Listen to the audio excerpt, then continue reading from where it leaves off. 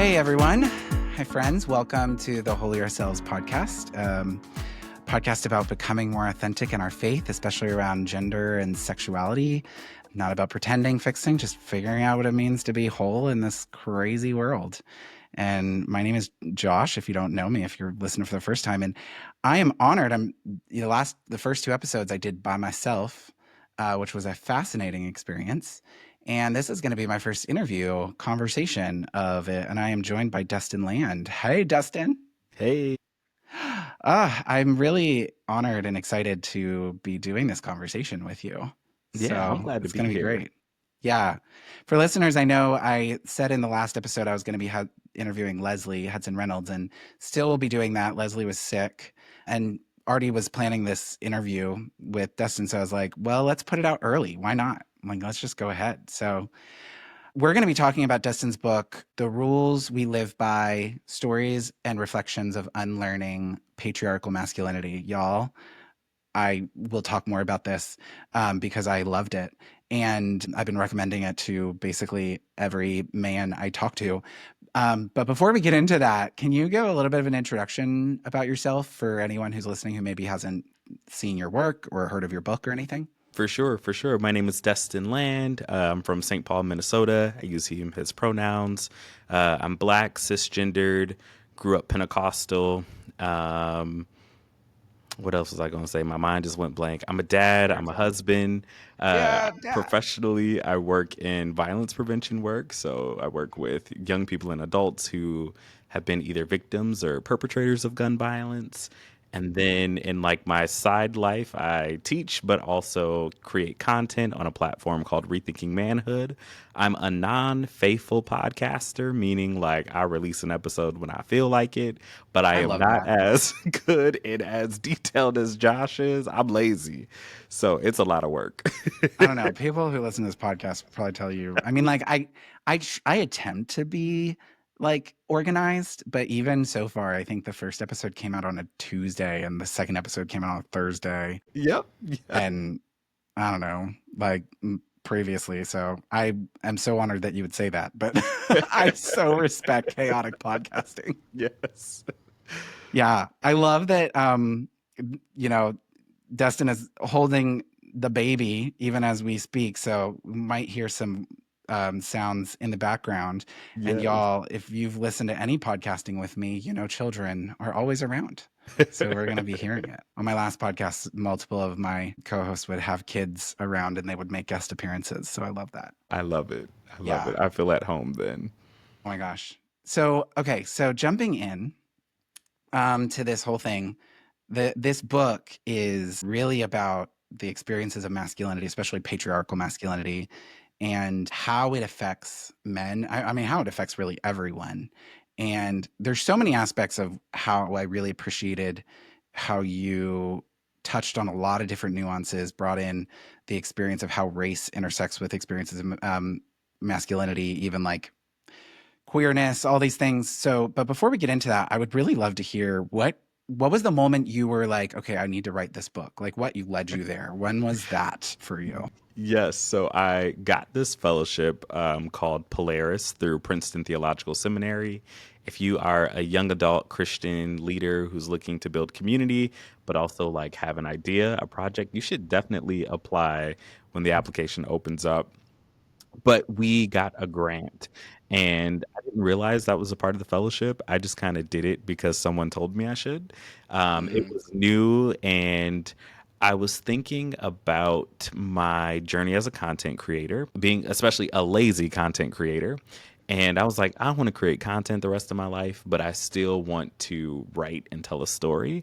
And I wanted mm, to be more intentional about how I tell the story, where I wanted to really take my time to plan out how I want to communicate about how patriarchy not just harms men, but yeah. how it harms everyone in our community.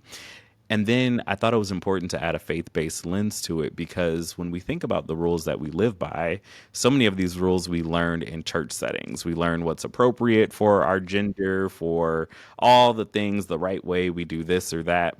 And I've always seen the Bible as a very patriarchal text, which in many ways, yeah, it was born and birthed in a very patriarchal society. But what fascinates me about the ministry of Jesus, and as you go further into the Bible, of all these different ways that this very same system that is prevalent and normal to those who live in it is challenged in very direct ways, and trying to highlight that so that the church of today can really unlearn this idea that, like, we need to be patriarchal. Yes, I did really appreciate how you did that, how you incorporated faith after every chapter, loved the devotionals, but you made clear it's not necessarily that this is a Christian book. Like it Hmm. applies to everyone. And a lot of it is when you live in like the post-Christian world that we do, you know, Hmm. like the kind of I mean, Christianity like modern or like the things we've learned from the church, both good and bad, still like live through your veins of your Yeah, body absolutely. regardless of whether you like claim it as your religion or not. And so I liked how you did that of as a Christian, I was able to like sit in those devotions, Hmm. but I felt like I didn't have to, I could recommend it to someone and be like, hey, yeah, there's Christianity in here, but you don't, it still would really apply to you, which I Hmm. really appreciated how you did that in it. Absolutely. And to me, the thought was about like how I was an English major when I was in undergrad, Yeah. and I love the way that literature just can be used as a platform to understand norms in society. And I kind of wanted to do the same thing with the Bible. Like, let's take the stories and analyze them as if we were reading a novel, as if we're reading literature, and really try to get a better idea of what is it saying to people today. Yeah, yeah. Because, like you were saying, just because it was written in a patriarchal society, there's so many ways that it's actually subverting the narratives of its time. And Yeah. y'all, the ways that you can always tell when people are reading scripture and don't actually understand how Yep. literature works. It's Yes. very noticeable anytime I hear a pastor and I'm like, wow, this man needed a literature class. He didn't Yes. need another theology class. He needed to really take a literature genre class. Absolutely. Yeah. Well, so one of the quotes you have early on is, and I mean, this kind of gets to the name of the book, was masculinity functions like a rule book dictating a code of conduct for men to follow. And like you were saying, it affects all of us. So can you share more about the concept of like a rule book? Because I mean, this is something I really love that you hit on because it's something I talk about in spiritual direction with people of like you have your conscious beliefs, but there's this rule book that we all, whether or not we actually could consciously state it. So I'd love if you could dive into that a little bit more. Yeah, yeah. First I'll just share it. What always fascinates me about gender and just other things that are socially constructed is that there's nothing real about it. If we really think and if we were to unpack what does it mean to be masculine, whether it's the type of deodorant that we use, the clothes that we wear, the characteristics, like there's nothing really real or biological about any of these things, but more so society has determined that that is what we are supposed to do. It's even interesting raising a child. I learned recently that the only fear that is natural, I think, is like heights and loud noises. But every other fear is taught, meaning I can show my daughter something probably that would be really scary, and she's not going to be moved by it because she hasn't been taught to be afraid of it. So when I think about masculinity as a rule book, I think about it's all these subtle ways that boys and men learn what it means to be a man. It's the same way that girls learn what it means to be a woman. And I'm currently reading a novel called The Miseducation of Cameron Post. I don't know if have you Yes. read it? Okay, I haven't read it, but I watched the movie and then I've like Okay, looked up a lot about the book. fair. So 100%. Yeah, Yeah, please tell never us seen the more. movie. I've just been reading the book. Started reading it randomly, but I'm in the part where she goes to sort of this like conversion therapy camp, and it's interesting because in there, what you see this organization doing with the young people is doing gender appropriate activities with them. For the boys, this means they're participating in group sports. This means they're going hiking. For the girls, this means they're going to the salon. They are learning about motherhood. And when we talk about patriarchal masculinity, we're talking about something that is designed to put people in a box, to put people in a pathway. And the evidence of its socially constructed nature is that it's not consistent. If this was a natural thing, it would be reflected in all cultures and society. But yet, the norms around gender and masculinity and femininity, it's different. I'll give you an example. One of my friends, very close friends, he's African, and he always talks about how we used to tease him because he always showed his toes. Now, one thing about black men is that we are taught we do not show our toes. Like, if you are going to walk outside with some sandals, put some socks on. Like, your feet are intimate. Nobody, no man is supposed to show their toes. And That's so yet, fascinating. Okay, keep going. right, because white men do it, Asian American, like Yeah. so many other, even other men of color do it. But for like Hmm. African American men whose ancestors came to America through the slave trade, there's this weird thing where like it's not the norm to really show your feet. It's not seen as a masculine thing to do.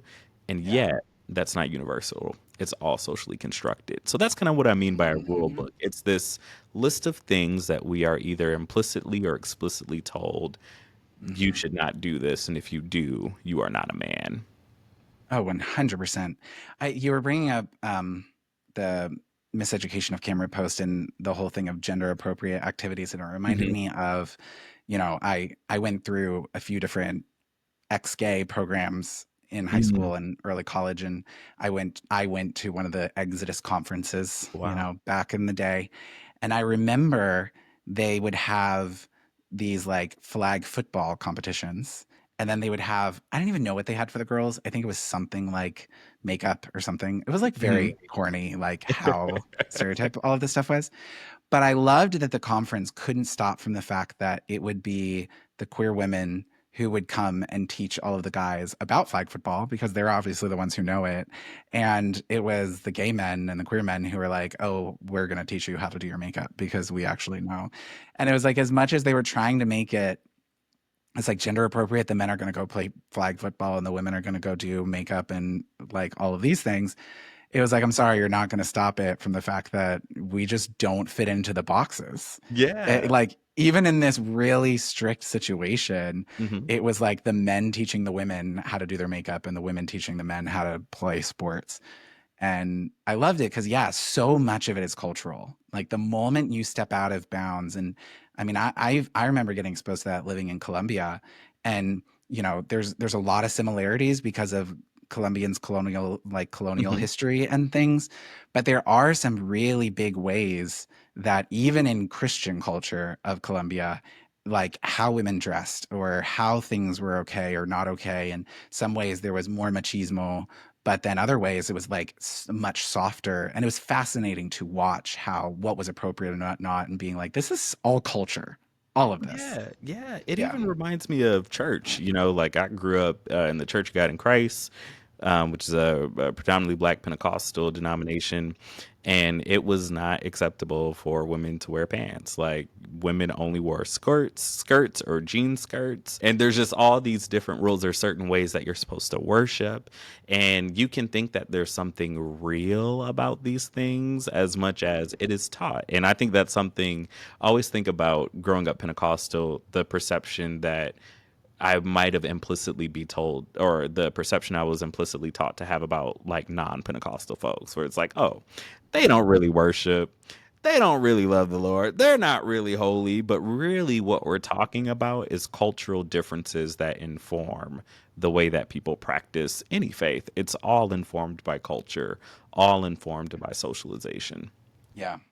Yeah. And going back to the rules thing, I just think it's so helpful to understand these rules that you kind of lay out in this book and we talk about, like, that are built into our system, are not always things that you're going to be declaring in a conversation. You're not, I know one thing, and we'll talk about it, is like anger being the only appropriate emotion to express as a Hmm. man. No one actually like says those words. Yeah. That's not a thing that gets said. But it becomes ingrained, and like you live out of these things and you don't notice it until you're like, hey, what's happening? Why am I doing this kind of thing. I think built on that because it builds so much, like literally it's in the subtitle of patriarchal masculinity.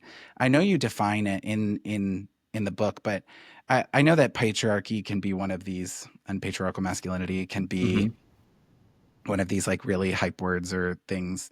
But just like for the sake of the conversation, how would you define like patriarchal masculinity and like what you're talking about we're trying to move away from in this way? Yeah. Yep. So I would define patriarchal masculinity as a masculinity that is rooted in patriarchal ideals. So when I think about what patriarchy is, a lot of people see patriarchy as simply just gender roles. Um, I see patriarchy as a belief that men are superior to women, and it is more than just a belief, but it's a belief plus power. And Mm. entire systems are created based on that belief. So if we were to look at American history, and who had the right to vote initially, it was white men who owned land. There we see that there are, there's layers to that. One, there's a message there that why can't women vote? Because men are simply better. Why can only white men vote? Because of white supremacy, white people being above all folks of color. Why did people have to own land to be able to vote? Because a classist society where those with money and wealth are placed above. So when we think about this belief of men being better than women, we can see how that reflects laws. We can see how that reflects gender roles.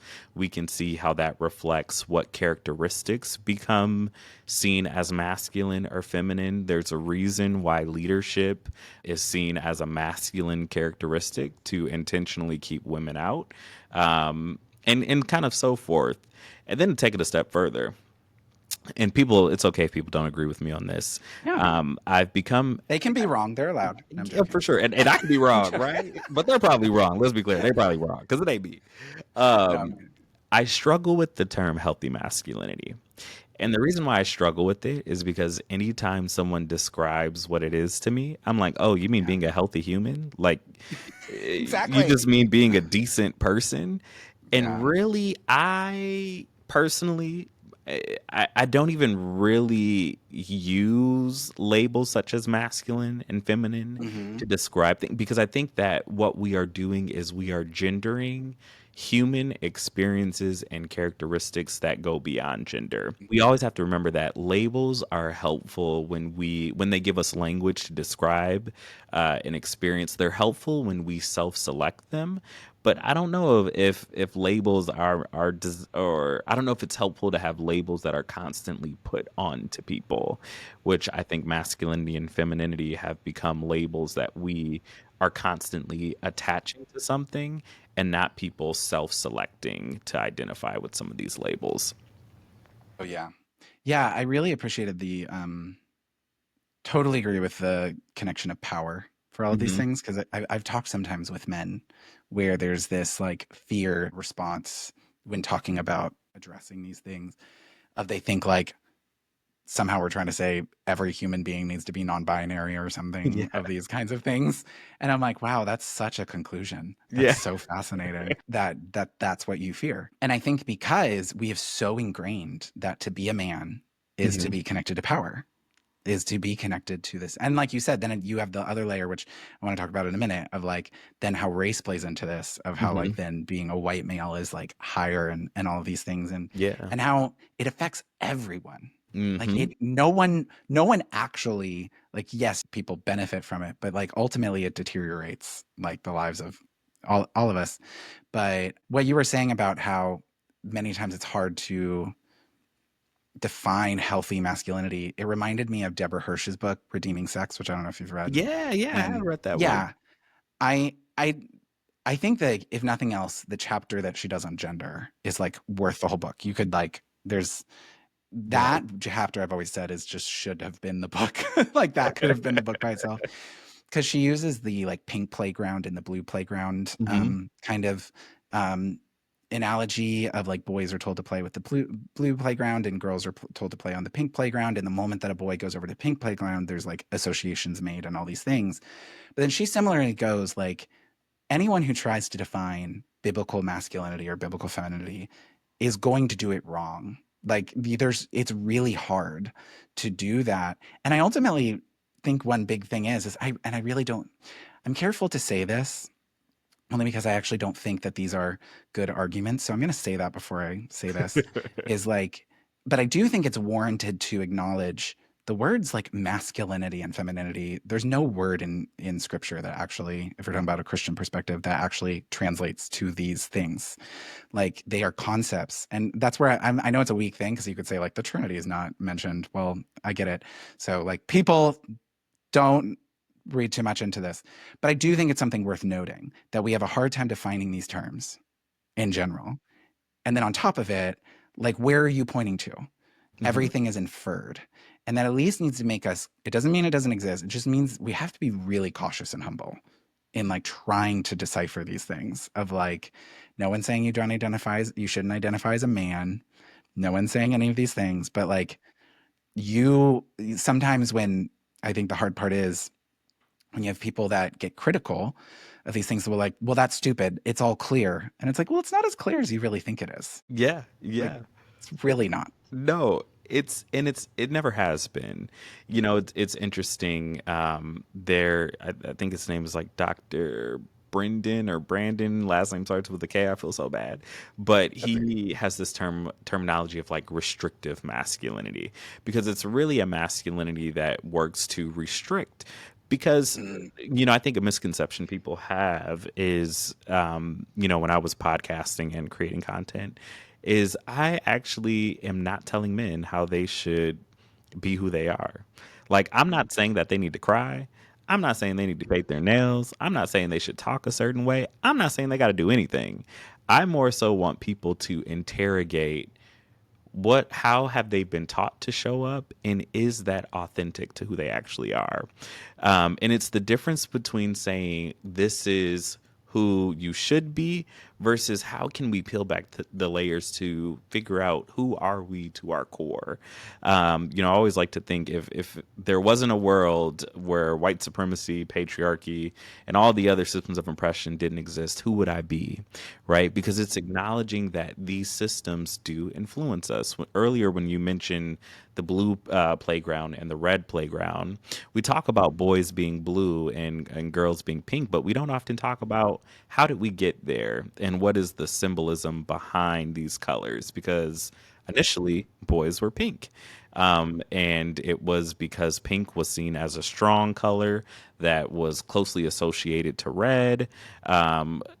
But then when Valentine's Day and kind of like love became commercialized and red being the symbol of it, they were like, oh no, we can't have our boys be a symbol of love. So let's make the girls pink and let's make the boys blue. God forbid love, not something men should want. Absolutely not. Yeah. No, it that and I think I mean anyone who if there's I feel like that's I've heard that so much that I think it's common knowledge, but if anyone is that's a new concept to you, you really should go look it up. That's like not a conversation for now, but something you really should go look up because For it's a sure. fascinating history. And it really is crazy how many things in our world like you don't even notice but are rooted in patriarchal masculinity. I feel like I mentioned this somewhere. I say that all the time now that I've been podcasting for years, and so it probably did. And I just need to start accepting that I'm going to say things multiple times. I started shopping in the female section of Hmm. clothing last year just because they have better options. Oh, I also absolutely. love when I went into I'm going to just call I went into a Banana Republic Hmm. like this is like earlier on, and this woman comes up to me when I'm in the women's section. I was like, just so you know, this is the women's section, and I was like, thanks.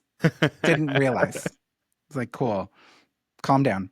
Um, but I bought a shirt that I still have, and it was like my first shirt that I had bought from like a button-up shirt from the women's section, Hmm. and I went to go put it on, and I was like, "Why does this feel weird?" And I realized the buttons were on the opposite side. Yep. And then I was with a female friend and I was like, this is why did they do it this way?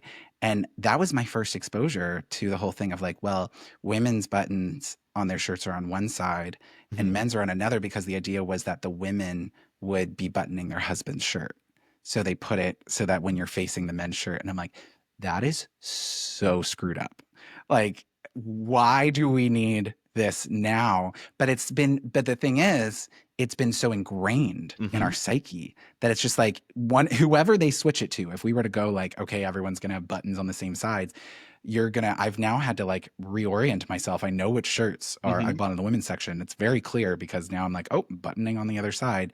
And so I get why fashion has just like, why are we going to change it? But it's like built into our world Oh of yeah. like the ways like this is literally done because men felt like women needed to button their shirts. Like they are not, that takes you so much work. That's so insane to me. Well, it's interesting too. As we're on the subject of clothing, I think anytime I encounter people who are resistant to the idea that masculinity and femininity is socially constructed, I'm always like, well, just look at how what masculine clothing is change. Oh, sorry, that sentence did not come out well. But just how our Okay. ideas Good. of what is considered masculine or feminine clothing, Yeah. it changes, Hmm. changes Oh yeah. all the time. Yeah. Yeah. And a part of that like kind of power dynamic, I think really shows in how it is acceptable for women to wear clothing associated with men, Hmm. but it's not okay for men to, you know, wear clothing associated with women because it is this understanding that masculinity is better. It is a good thing, Hmm. for women in our culture that is aspiring for equality to try and take on masculine roles. Like it can be good because the masculinity is higher, but for a man to embrace anything associated with femininity, it is seen as you're lowering, which gets into another question I wanted us to talk about is one of the areas I really, really appreciated in here um, was how you talked about the how much kind of the internal struggle of men with patriarchal masculinity is grounded in a fear of being perceived as soft, as feminine, as gay. And um, I really, really appreciated that because I that is what I have found to be so real in my work with men. Of like so often, if I encounter a straight man who is uncomfortable with gay men, Hmm. that alerts me to there is their sexual story. There's something in their story they have not dealt with. Yeah. But I would love if you can speak into that a little bit. Like I would love for us to talk about that for a little bit. Yeah. Well, so much of patriarchy is about a hierarchy. So men are at the top, below men would be women, and then I would say, or not, at the bottom, sometimes tied with women, would be gay men. And nobody wants to be at the bottom of any system. Like you see early on, we all learn the consequences of being associated with queerness. For most people, when you're growing up, it was the boys who didn't play sports that were picked on. It was the boys that were perceived as soft who got bullied. And from witnessing that, I think in my own life, I learned, okay, I don't want to be bullied. I don't want to be picked on. So like, let me toughen up and start acting like some of the boys. And I remember the fights that I got in growing up. And what was so fascinating about those fights is that there was nothing in me that I think like cared about if I had to hit the person or Mm, not. But it was more yeah. so, I'm going to hit this person because if I don't, what does that say about me? And what does that say about my masculine identity? Mm, So I think a lot of men learn to perform in certain ways in order to not be perceived as gay. So whether that's changing the tone of their voice in certain settings, I think about when I go to the barber shop, I probably talk a little bit different. I've always had a naturally higher voice. I used to do professionally lead equity and diversity trainings. And I was mm, asking people, we were talking about bias, and I told them to tell me what they perceive about me. And I remember one person said, you're pretty flamboyant. And I was like, dang, I feel like that. I was like, flamboyant. I was like, what you trying to say? Right. And yeah. now that is something that I could care less, but so much of my journey at some points in my life were like hiding that piece of me that is expressive in certain ways that resonate with queer plus men. So I think it's something that we're taught to do. And, I think that a lot of the concern that people have is not about the actual behavior. It is more about Yeah, how the no. behavior is perceived. You know, when I think Yeah. back to, I was obsessed with Mary Kate and Ashley Olsen. I talk about it in the book. Like, them was my Yes, I girls. remember that. I love that, by the way. Okay, keep going. Them was my girls. Let me tell you, I was obsessed. And really, and I don't even know if I was like making meaning of that. I just really liked it. And there was nothing wrong with me really liking it. But eventually, my dad made me stop renting those movies from Blockbuster. And I don't think it was because of the movies itself, but it was more so the perception of having a son who likes Mary Kate and Ashley Olsen. Like, that was the issue. I loved teen magazines. The issue wasn't with the content of the magazine, but what it means to be seen with that magazine. I didn't play sports. There's tons of guys who don't play sports. The issue is not playing sports, but how is it perceived when you don't play sports or like sports? So socially, you learn that if you want to be in relationship with other men, you better learn how to like sports. You better learn how to hold a conversation about sports. You better learn how to objectify women. You better learn how to prove how straight you are, whether that means talking about the amount of women you slept with or whether it's your participation in objectifying women. Like, it is all about proving, hey, I'm one of the Yeah. straight ones. Don't confuse me Yeah. with the other ones who are on the lower end of the hierarchy. Oh my gosh, yeah. Like honestly, we need to have like 20 episodes. I mean, obviously you have a whole podcast talking about this. There's a reason because it needs to be. And I really believe so much of this. You were talking about it, your experience with Mary Kate and Ashley. It reminded me of an experience I had in elementary school when I drew this series of drawings of designing wedding dresses. I Mm, loved weddings. As a kid, I wanted to be a wedding planner. And I remember I parent then the school wanted to display them in an art like thing of like stuff. And I remember my parents they had to process that. Like, you have your son that has not only like made these dresses, but that are like created this fashion ideas, but then it's going to be displayed, you hmm. know? And it's the hard thing of like, okay, what does this say then? And obviously for parents, there's also the pressure of like, what does it say about our parenting and all of these Oh yeah. things and all these questions. But it is really sad how we have, yeah, made this hierarchy. And then I think that one of the areas of all of it, and I do want to say, because I was thinking about this as well, it exists in the gay culture too. I was really fascinating how this happened with me, where I've told people have told me I have a gay walk. I don't realize it. I don't know. Okay, whatever. I feel like I've been openly gay enough that I just don't pay attention to my mannerisms anymore. But there was a period where people were bringing it up enough to me that it actually made me like conscious of how I was walking into mostly gay male spaces, because I know that even in gay male spaces, there's the more masculine men are seen as more attractive or more desirable or all of these things. And it was like built into me of like, well, I don't want to be seen as non-desirable or like, be judged for it. And it's so crazy that even then in this community where we're already like pushed off for this, but I think going back to all men, because I really think that that's the big thing of like, I I think I've found most of the time, not all men, most men have had some kind of same sex experience. I'm going to just be honest here. Mm-hmm, hmm. Most men have, whether it's you, like we're in middle school and you masturbated with your friend, you watched porn together, or you did something very often. Or like, I love that you address sexual abuse in the Hmm. book as Hmm. well. And Hmm. like some of these things, there are often many things that men will have an experience tied to sexuality that is around or in the same sphere as another man. And that it doesn't mean that that's always the thing. I think there's a lot of these things that tie into it. But so often, I think there's things in our lives that we don't process. We don't have the space to process them. Our own fear of what all of these things mean to us, our identity as men, our masculinity. And then when you don't, the way that it pushes out how you view others, especially queerness, especially gay men, trans people, I think even take more of that, like, and how much healthier it would be if we could like actually address these things in our story, you know? My goodness. Yeah. Sorry, keep going. Yeah. My bad. No, no, no. The la- Oh, go yeah, ahead. go Go ahead. ahead. No, you go ahead. No, no, no, go ahead.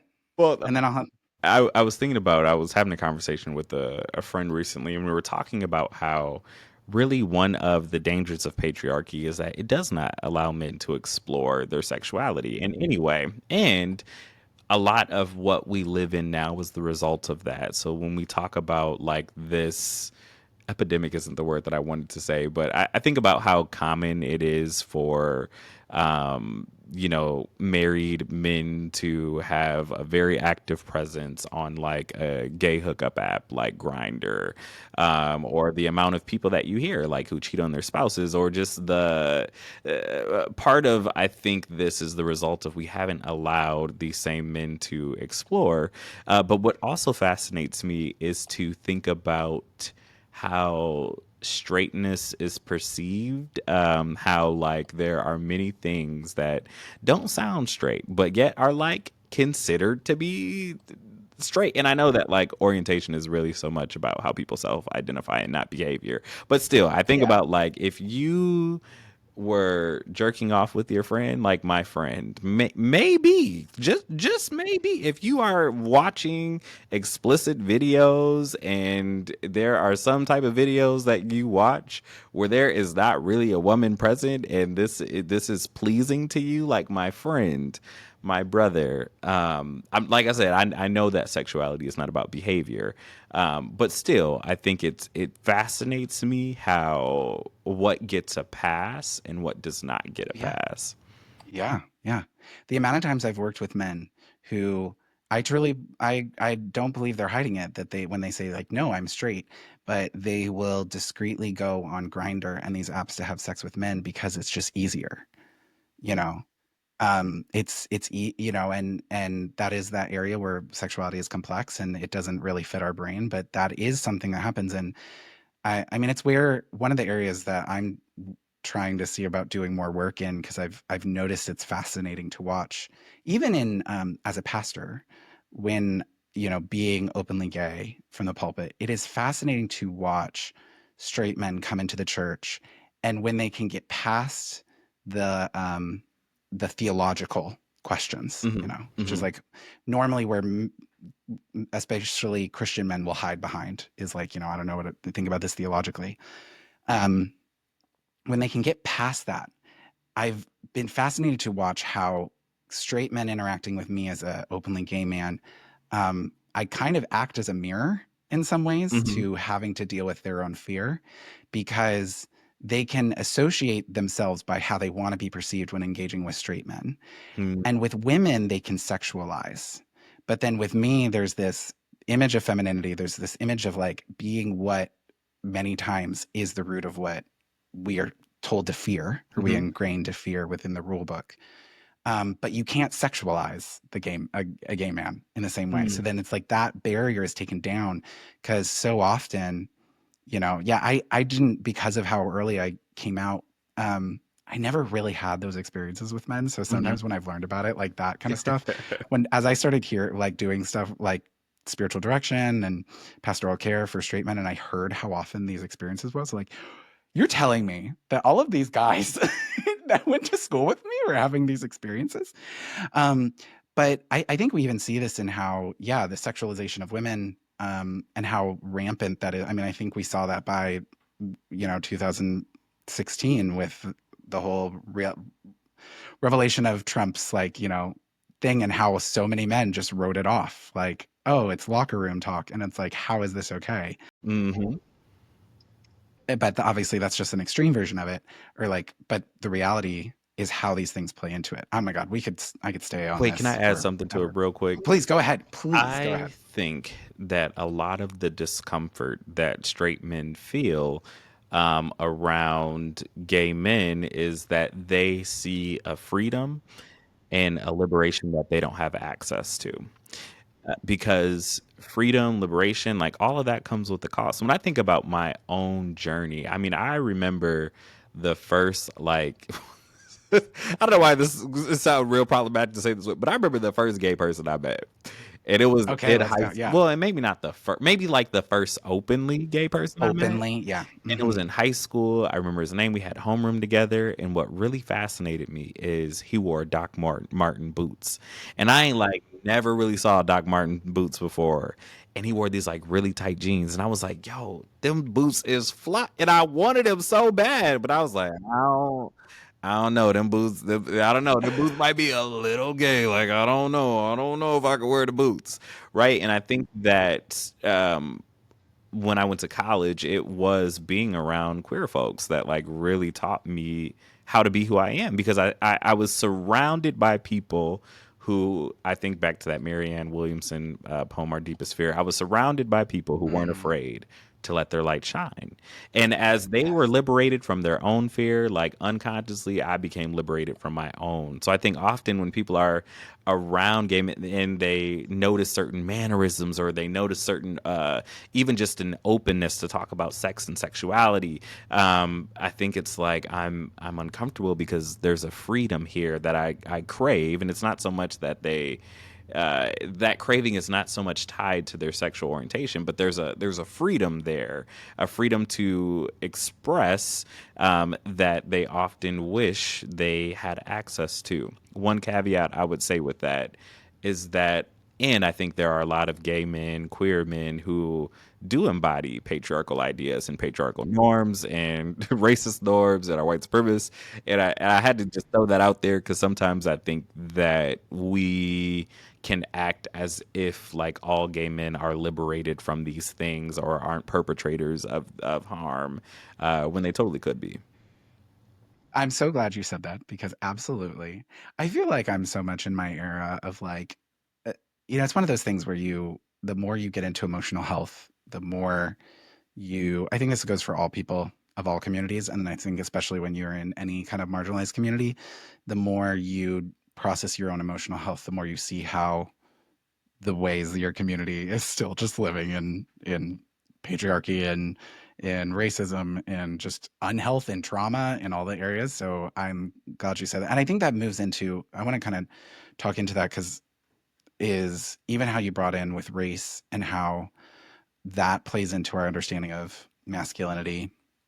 Because I think that you're 100% right. Like kind of focusing on the gay experience, one of the areas I think really happens for gay men here in Hmm. this. I'm going to put a note. There is something else I want to talk about what you said before, but I will come back to that. God hope I remember it. Um, is I think with gay men, um, they often have this experience where if they can't process their own like homophobia and their desire to hold on to that power Hmm. that Hmm. they have within their race, that they have within their gender, that they have within whatever their social class, all the different things, Hmm. um, they can easily bypass the marginalization of their sexuality by kind of embodying the whole thing of like, well, I just sleep with guys or like just trying to be the I'm not one of those gays kind of things. Um, I'm still masculine. I don't do that, Hmm. the mask for mask kind of experience that many times gay men will have. And yeah, it promotes whiteness, it promotes patriarchy, and it promotes all of these things that then are literally actually they're wiping away even often their identity as being gay, that they're not actually liberated from it. They're literally living with an internalized homophobia. Hmm. Because I don't actually think, I really believe you cannot process your internalized homophobia as a queer person without also processing fully your relationship with race and your relationship with patriarchy. I don't Hmm. think that they actually can be fully untangled completely. So going into that, I love, and obviously, if you have anything to say there more, please do. But I did want to touch on or like talk about how you brought race into it because I really appreciated that you did that, not just sharing about your experience as a black man, but like it also allowed, I think was, you know, there's the intersectionality of going, oh yeah, here's how race then plays into the experience of black men or Latino men or wherever. But then also on top of that, it's like, wow, no, even as a white man, whiteness is playing into how I see my my masculinity, my identity as a man. Um, and so I guess just, yeah, this plays into a lot of the things around the body. We got into the conversation about the body, but if you want Hmm. to talk about like, yeah, the impact of whiteness and race Yeah. on the experience of this. Absolutely, it's interesting. I think when I first started getting engaged in just like feminist theory, I think one of the things that was interesting doing it from a black body, where I think that my identity as a man is a source of power and oppression at the same time. Like it really just depends. Like yes, do benefit from patriarchy, and like white supremacy is one hell of a drug. And I tell you, like it could being a black man also contributes to my oppression. But one of the things that is interesting when we talk about masculinity, specifically with black men, is the ways that historical trauma shapes black masculinity. So if we think about all these like really tired and gross and annoying stereotypes around black men that like are true in some sense, right? Like I always talk about how blackness is not monolithic and it's this and that, right? Like it is the stuff you see in the music videos. It's Lil Boosie, it's Lil Wayne, and it's W.E.B. Du Bois, and it is all these different things that are different and connected and in conflict with each other. But if we think All about stereotypes are stereotypes because there is some aspect that they're playing off For of, you know? sure.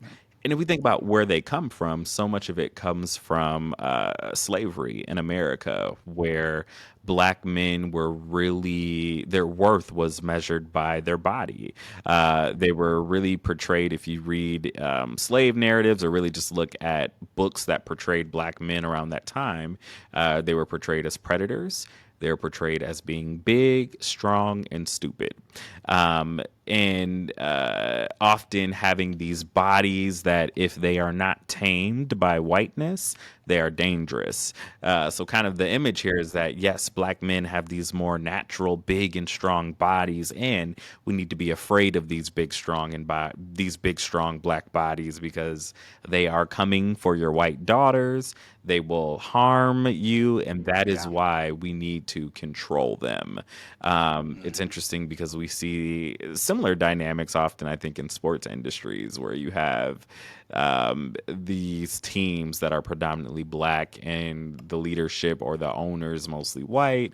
And you think about how some practices of the draft really just kind of play on a lot of the things we saw in slavery, stripping black bodies, assessing them.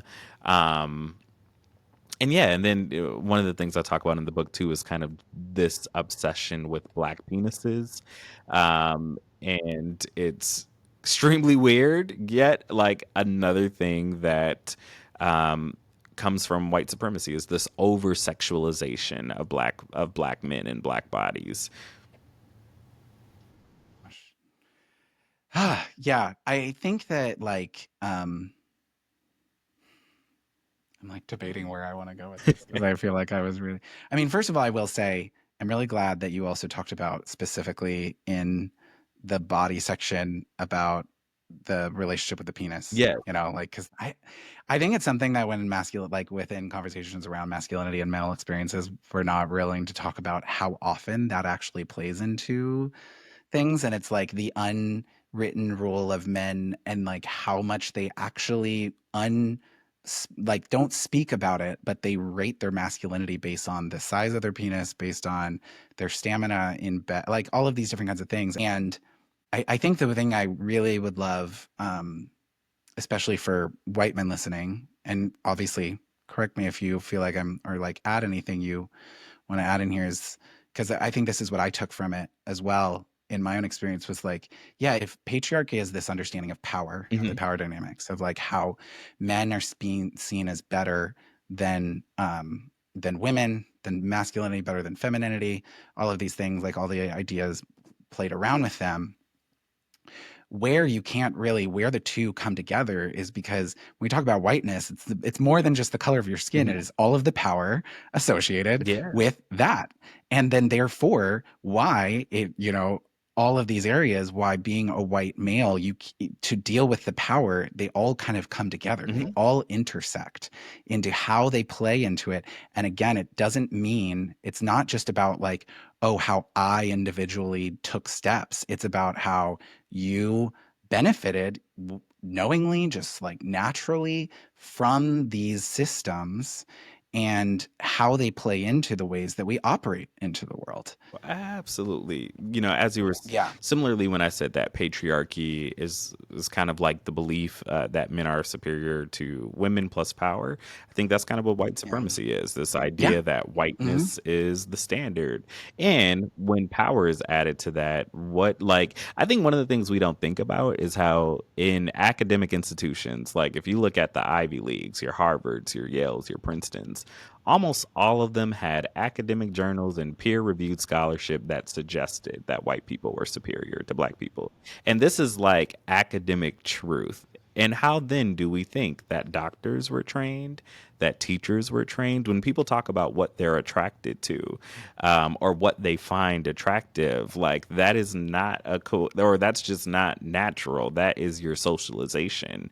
You have been socialized to find that white slim body attractive. You have been socialized to find certain hair textures as being better than the others because the standard is basically whiteness. And whatever, even for folks of color, we always think about how at least for black women, the hair that's curly, that's superior. The 4C Yeah. hair that's real nappy, that's real afro, like that was not seen as the better hair. But then too, when you started talking about, I want to go back to penises because I think it'll Let's probably do make it. Go people ahead. uncomfortable. I love it. Because it's really important. I always think about when I learned that penis size equals power. And I think I probably learned that around, I don't know, maybe third grade, where I remember like it was probably around that time where we started making the jokes of like my dick's bigger than yours type of thing. Um, and then you really see that there is this whole identity around the bigger the penis, the more the man. And I remember doing a podcast episode with one of my friends, and they disclosed having a micro penis on that podcast episode. Well, they did in a very implicit way that like, because I remember after they were like, "Oh my gosh, I think I just like said that I have a small penis," and I was like, "You did," and like, who cares? Because this is not something that you can control. It is just a body, and as much as we think the bigger the Yeah. penis, the more the pleasure, yeah, that's not always true. Like that's not, that might be true for some, but Okay. it's not always true. This is gonna yeah, I need men to understand women don't want your penis to be ginormous. This is not actually always helpful. I mean, obviously, female listeners, please pull me back on this if you disagree. But that is not like an assumption in Mhm. sex, even with women being like men have this idea that they're going to get better pleasure, the woman's going to get better pleasure, and I love like that's a whole thing on like TikTok where women are like, no, Mhm. no, Mhm. like there is a limit.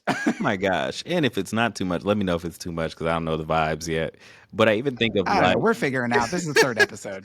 I'm sorry, y'all. I promise I am well behaved. I'm well behaved. This is all Josh.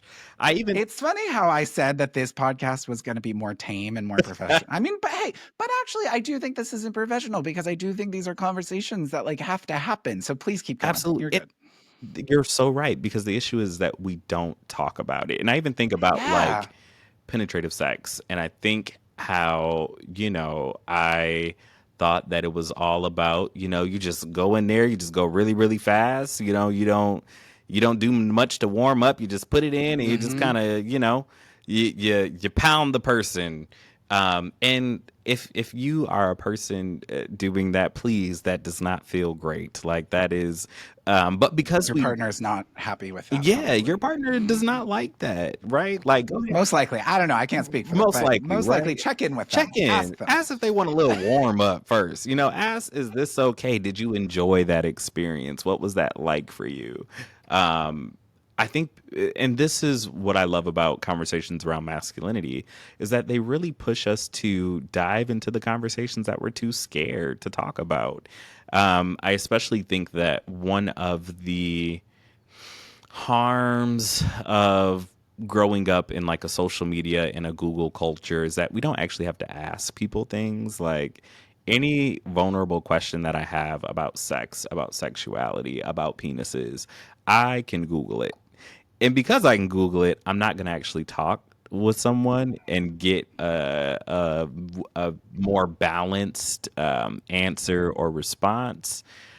So all that to say, I think it is so important that people do start talking more openly about their sex lives, about insecurities that they may have with their body or their penis size, because when we start to open ourselves up to these conversations, we learn that one, a lot of us have the same insecurity, regardless of the size, right? Like, can have biggest thing in the world, still insecure that it's small. Because the issue with patriarchal masculinity is that it is a standard that no one can reach. It is a standard that you will never be able to. So you will constantly be asking yourself if you are enough, if you are big enough, if you're smart enough, if you're strong enough, if you're attractive enough, if you make enough, because the standard is not one that you can actually reach, which is why a lot of us carry shame, which is why a lot of us are depressed, anxious, lonely, because we are trying to live up to a standard that it's impossible. 100%. And I think that, first of all, I want to plug for anyone who's listening to this, maybe as a parent. And again, I understand that these conversations are uncomfortable. I understand, like, you're like, how can you listen? If you're having discomfort, I actually want to invite you to ask, why am I discomfort? Like, if you are a Christian, sex is a natural part of um, our our faith. It's a Yeah. literal part. This is what we were talking about. I talked about in the last episode how sexuality is a critical part. We have to talk about it, and we have to talk about our bodies. If you're a parent, there is a 2-book series. I plug it all the time because I just think it's a needed resource that we finally have. Of Dr. Julie Sadusky wrote, talking to your kids about sex, and then talking to your teens about sex.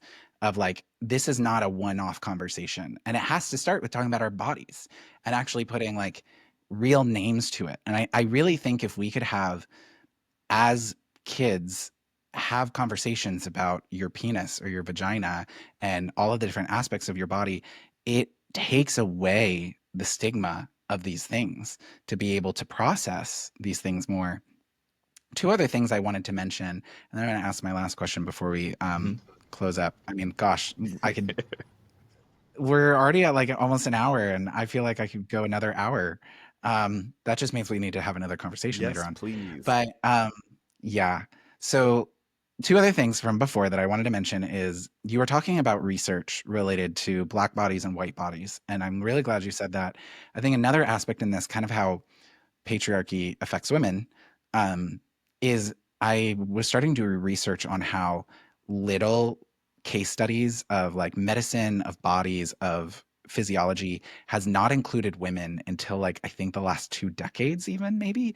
I'm not sure completely on that part, but like it's been very recent that there's actually a lot of stuff that's coming out how we're seeing a lot of things about female anatomy and female health that we just don't understand because we haven't had the research. And a lot of that has been because of the prioritization in health of male bodies, and even how there was a study. I'll see if I can find it to put in the show notes, but there was a study on showing how a lot of women, especially in the West, are currently having issues with really worse pain during pregnancy, Mhm. issues with their cycles of menstruation, even menopause. Like there's a big issue happening.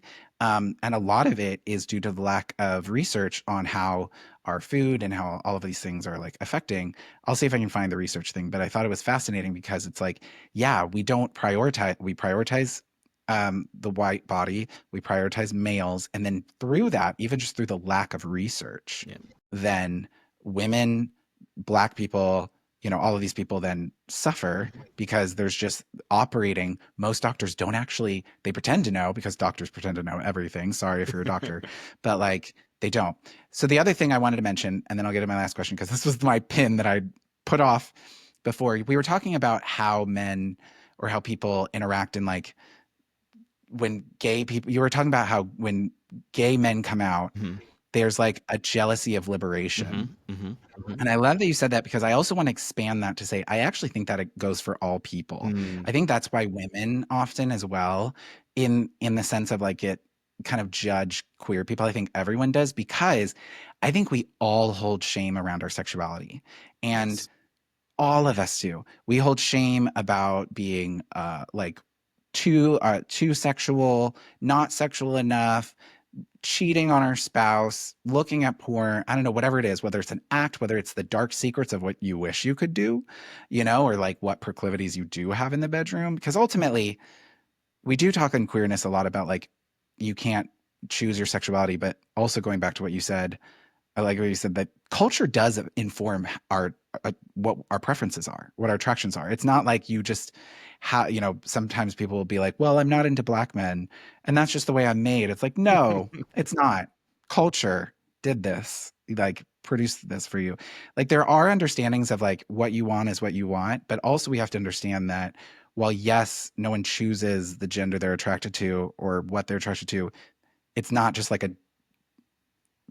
a gene that you have. Can I add But something going real back to quick what I to was it? Real yeah, quick. please go ahead. And I Sorry, I think was on this like whole you tangent. probably already said this somewhere, and I think it's just important to remind people too Yeah. is that I think that our Western understanding of sexuality is also just kind of like flawed and rigid and limiting in ways that I think aren't accurate. Like I don't know if a person can say that they are 100% straight or even 100% gay because I think Oh, desire attraction is way too yeah. complicated, I think, to fit Yeah. in box, which is why I think it's interesting that we don't see like sexual orientation show up in biblical context in some ways because it's a very complex thing that I don't know if it always can exist in black and white boxes. And which it goes back to labels, right? Where I think there's a difference between the labels that we choose to use to give ourselves language to help us feel seen, but we can't forget that they are also limiting. Totally. Yeah. I mean, I always say I'm a 5.9998 on the Kinsey scale because of Gal Gadot. Yeah. And you can judge me. I think she's a gorgeous woman. I do 100% agree that. And I want to do more I want to talk more later on about like how you can't just blame your sexuality on your genetics. But that also doesn't mean we just like choose, I'm not going to be attracted to this. But we do need to see how culture, our stories, our traumas all play into actually what we are drawn to. Like it all plays there. So, the last thing I was just going to say is like if you're a straight person and you feel uncomfortable around queer people coming out, I think that often there's a curiosity that needs to be had of like where do I not feel like I can be open? And open doesn't need to mean that your secret is good. Like if you want to cheat, if your thing is you want to cheat on your spouse, yeah, you're not going to go out and say like, "Great, this is amazing." But there needs to be space. So say whatever you want. Honestly, I know I kind of went on a tangent. So if there's more you want to share there, please do. But I think the last question I wanted to add is if there's female listeners listening, they might be like, "Cool. So this is just a conversation for men, kind of things." I wonder if there's anything you would hope, like, whether from reading your book or in this conversation, you would hope like women and females could take from this conversation around patriarchal Oh, masculinity. that is a great question. I think before I get there, I want to go back to sexual Yeah, please go shame. ahead. Let's do it. Go. And it's so, I feel like I almost put this story in the book, but I didn't. But I think if I ever write a book, I'll probably put it in there. Book two, I'll put it in there. I remember when I was, I think, 12 or 13, I had an iPod Touch, and my parents caught me watching porn. And I remember how terrible they made me feel. And I remember really like using this language of I have an addiction. Like I think I really Mm. believed that I was addicted to porn. For a very long time I thought I was addicted. And as I got older, I realized I actually was not addicted, and more so, I was kind of doing what most boys my age do. Like, I had discovered, well, that's a long story of how I discovered porn. But it Yeah. wasn't. I think the shame only made the thing worse. Where the more I unpacked it, I was like, I actually wasn't really I remember being in therapy, and that was such a revelation for me of like, hey, I am actually not a bad person for having sexual desires, for wanting to have sex, for wanting to see someone naked. Like that does not make me a bad person as much as it makes me human. But I think that when we don't talk about these things with a certain level of like honesty and humility, it turns into I'm terrible, I'm bad, I have this problem. And that belief only makes whatever you're trying to avoid doing even worse. It becomes all that you think about and where you focus all of your life. Now, for the second part, such an interesting question for so many reasons. On one end, I think one ways that I think sort of the masculinity movement, where there's so many men now who are having great conversations about masculinity and unlearning patriarchy and all that good stuff. I think that's great. I think there's also a need for us to return to the plot. And by that, what I mean is, I think what's happening now is that men are co opting feminism and making it about them. Where while there is a need to talk about how men are harmed under patriarchy, we should not neglect or forget who it harms the most. In the same way Yes. that, like, yes, white people are harmed by white supremacy. Like, white supremacy is not good for nobody, but I'll be damned Nobody. if I read a book where a white person is solely talking about how they are harmed and the victims of white supremacy. Yeah. Yeah. And I think we just have to be careful and cautious that men, because and this is how sneaky patriarchy is. Where like we realize that men are harmed by something that women have said they have been harmed by for generations, and now we're invested. Now everybody's got to talk about it. Now it's a hot topic because the men are impacted. So I had to preface with that. I think that it is important Please. to kind of recenter who the system uh, harms the most. But I think one of the things that's interesting about Bell Hooks is she talks a lot about how when she started talking about loving men, how women kind of saw her as like, you sleeping with the enemy, like, sis, you can't be doing that. And it's important to also think about how a lot of men and boys are taught these patriarchal norms by women or by their mothers or by their sisters. And Mm-hmm. I have a lot of women friends who I love very dearly, who hold on to some very strong patriarchal norms, and we talk about it, right? We talk about, they'll talk about the different men that they would never be able to date, and they'd be like, I don't know, he seemed a little gay, he seemed a little flamboyant, and I'm like, and every time they say things like that, I'm like, oh, you probably wouldn't marry me then, because like, I mean, I'm married to a woman, and people see me as flamboyant, and I'm in touch, and I would do this, and I would do that, so that women can also they have their own deconstructing that they have to do around these norms because they're impacted. Not just are they victims of this system or survivors of this patriarchal system that oppresses them, but they can be teachers of it too because it's sneaky. Yeah. Mm-hmm. Yep. I do think that's where actually do you watch Michelle Wolf, the comedian, Mm-mm, at I don't all? think so. Okay. I'm gonna send it to you and everyone, I'll put it in the link here. There is Yes. a clip of her like Netflix bit where she talks about how she's like, you men, you're all very sneaky. You like comforted white women into oppression. And they're like, it's so hard in life behind underneath my duvet, like things. And they're like, there's also a thing where she talks about some of the cruelest things that white people have done. They're like, that's not the men. That's a woman's doing.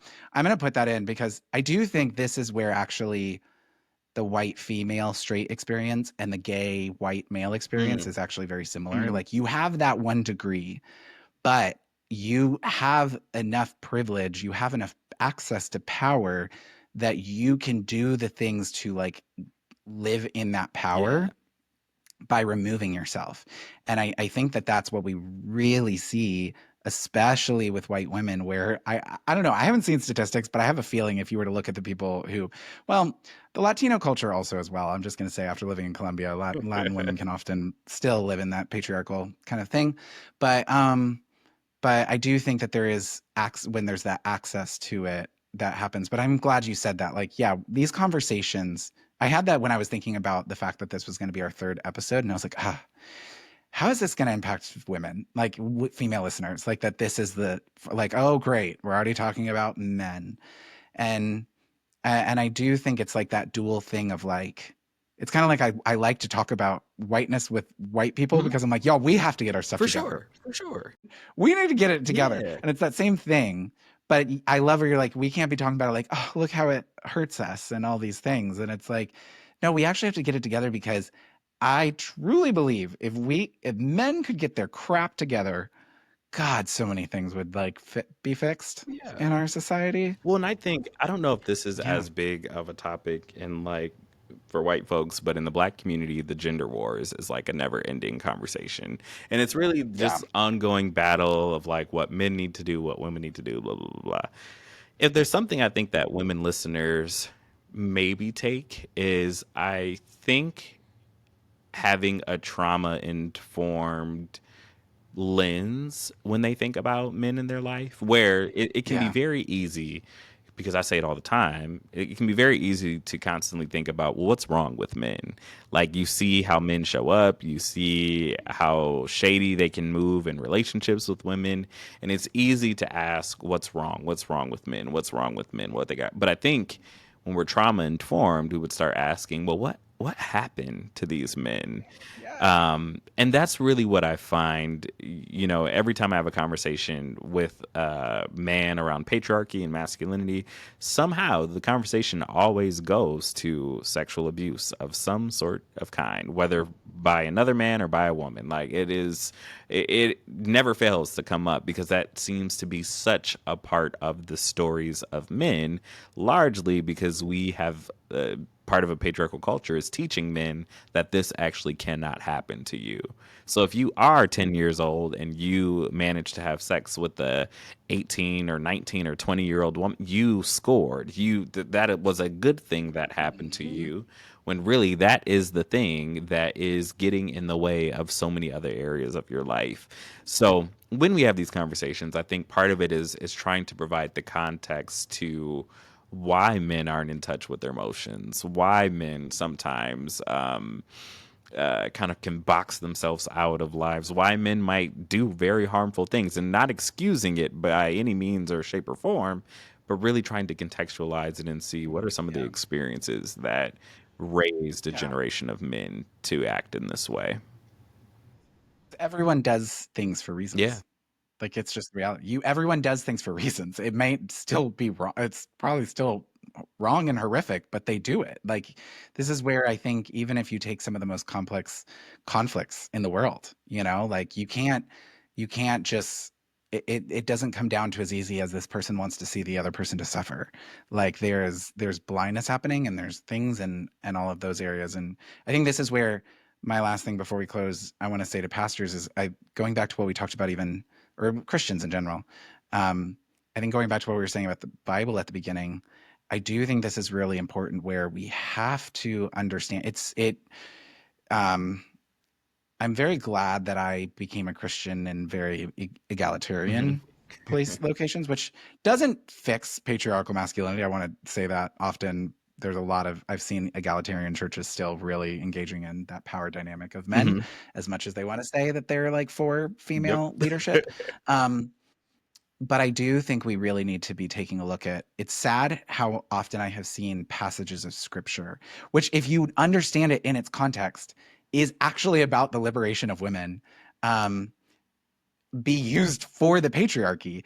Like the two I want to mention, because I want to give this to listeners, go read these and actually read them in context, is number one, the one where Paul says, wives, your husband's body is yours, and Hmm. husbands, your wife's body is yours. And the ways I have seen, there's like a pastor on TikTok that he had put this whole thing about how women just need to do whatever their husband wants in the night. But then he's Lord. like also says it to the men. But I'm like, that's not what Hmm. Paul is talking about. Like women were seen as objects. It is a Yeah. radical thing that Paul is saying. You all both are equals Mm. here. Mm-mm-mm. Like, to the point, the fact that you as a woman, your husband's body is yours. Like Mm. that is a radical statement of equality that Paul has said. And even one of the passage of scripture that convinced me of women's roles in leadership to the point that I'm like, sorry, no, you can't convince me otherwise. I did a study on the head covering passage in First Corinthians, which seems really weird. because it's like we never know what to do with it, and so we don't like to talk about it. And I was like, I want to understand this then. And the thing that really got me was, regardless of what you think about the head covering thing about women should wear head coverings, it says women should wear head coverings when prophesying. And there is an assumption that Paul is making that women will prophesy, which, if you understand prophesying in the first century, it's preaching. So even in this understanding of like culture, head coverings, cultural, like what we've been talking about here, there is an assumption that women hold the same position of prophesying as men. And it's sad that those two, in their own different contexts, have been used to weaponize against women, when it's like, this is actually Paul giving an egalitarian view that women have an equal play in the kingdom. So thank you so much. I mean, we went so over, and we could have kept going, but thank you so much for taking this time. Like, where can people learn more about your work? Yes, so and people stuff? can visit my website, destynland.com, or follow my Instagram, Rethinking Manhood. I would encourage you, if this conversation interested you, you should get the book. And I promise the book is a lot more tame. I mean, it's very real, but I behave more in the book. I bring it out. Sorry, it's just me. But it's needed. It's needed. It's needed. Yeah. So no, thank you for Yeah. having me. I enjoyed Please. this. Yeah. And I think the last thing I want to say to people, and maybe specifically to men, is I just want men to know that when we embody patriarchal masculinity, it moves us so far away from love. And as conversations around the male loneliness epidemic are happening, I realized that I was lonely because I never was myself. So all the love that I received it didn't hit home because I was never vulnerable enough to show myself so that I could receive the love. And I want people to know that when you do take that first step to being your most authentic self, to not code switching based on your masculinity, you'll be shocked at how many people receive you and love you just for who you are. So, did you have something you wanted to say, Amalia? I was about to say, this child is one of the calmest babies I have ever. She's like, oh my. Hi, Amalia. Do you want to say something? No, she just wants to sleep. Gorgeous. Just wants to sleep. I love this. This is true dadhood. Doing a podcast episode while holding your baby. Yep. Love it. Yeah, but I really want to encourage, if you are a church leader, if you are a counselor, if you work with men, I honestly have been telling people, especially like I said, this is not just a Christian book, but especially in a Christian context, because I do love how you bring your faith into it and how faith has played into things. It's really, really good. So please pick it up. There will be a link in the show notes, and just thankful. Till next time, everyone, just keep becoming, and we'll talk to you soon. Bye, y'all. Bye.